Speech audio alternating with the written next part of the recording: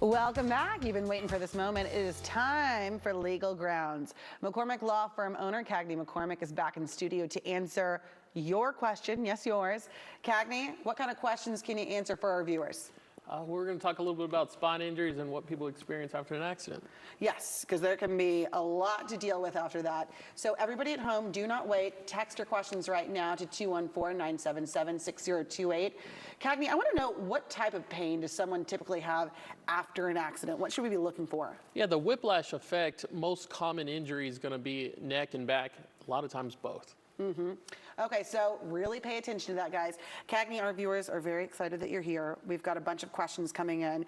Do you mind if we get right to them? Absolutely. Okay, let's pull up our first one. So one of our viewers writes in and said, my 10-year-old granddaughter and her pregnant mother were in a car wreck last March. They still haven't been compensated. The baby was just 2 months early with a crack in her skull. My granddaughter had 36 stitches and is still scarred or scared. What would your advice be to them? Because it's been a while. So it's a pretty complicated case.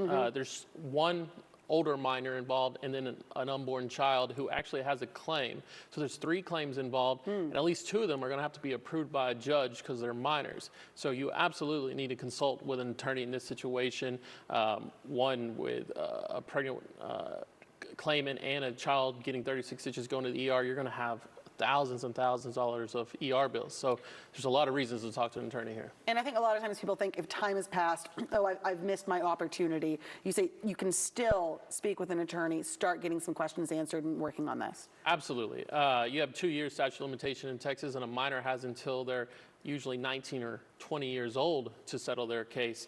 Generally, you would want to do that sooner than wait, another 18 years. This is really good to know. Okay, let's go to our next viewer question. Again, we're getting a lot coming in. All right, Cagney, one of our viewers writes, are you supposed to wait until all of your therapy, once you get it all done, to get a claim taken care of? How does that work? Yeah, so there are a handful of insurance companies that will call you immediately after an accident and throw a large number, say $10,000, and say, we'll give this to you if you get medical treatment. A lot of people take that. We call it a walk-away check. But you don't actually know what your injuries are if you accept that. You don't know if you need $20,000 worth of treatment. You don't know your pain and suffering. You probably haven't seen more than an ER doctor. You want to see what's wrong with you and then talk settlement. Okay, that makes sense to me. Let's move on to our next viewer question. All right, a viewer writing in to you, Cagney, saying, what happens in future P&S, meaning pain and suffering, if the estimated payout does not cover the medical expenses? This kind of goes back to what we were talking about. Is it possible to go back and appeal? All right, so if you've settled, you signed a release, or you even received a judgment in court, there's no going back, generally. Now, if you have received a settlement offer, and it's less than your medical bills, if that settlement gets accepted by you and your attorney, then a lot of times the attorney will go back and lower those medical bills. So there's kind of a backdoor way of making that work for you if you're heading in that direction and you want to do that. But again, I would recommend speaking to an attorney. Okay, very good. I think we've got one more question from viewers. Got time to get to that? Okay, should you speak to an attorney about pain and suffering before allowing other drivers' insurance to pay you for your car damages and doctor's bills? So there's 2 types of settlements after an accident. Immediately there's a property damage settlement. That should be the first thing that gets paid out. That usually can take less than 10 days after you've made contact with the insurance company. That's okay to accept that settlement, get paid, just make sure the top of it says property damage.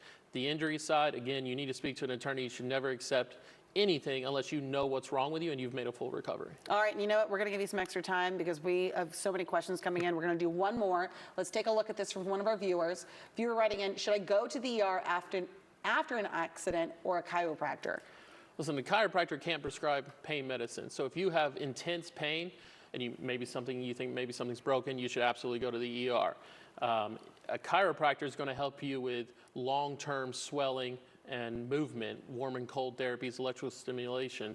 That's more of a long-term practice. Okay. So usually every one of our clients will go to a chiropractor though. Cagney, on behalf of our viewers, thank you so much. I know this had to mean the world to them. So I know you're going to be back again. Where can viewers submit questions to you? You can email me anytime at cmccormick@theinjuryattorney.law. Thank you so much for joining us. Thank you. All right, guys, McCormick Law Firm offers new clients a free consultation so you can have that conversation. Just call 972-972-4444 or go to notatfault.law for more information. You can also email questions to cmccormick@theinjuryattorney.law. Legal Grounds has been sponsored by McCormick Law Firm. Thousands helped, millions paid.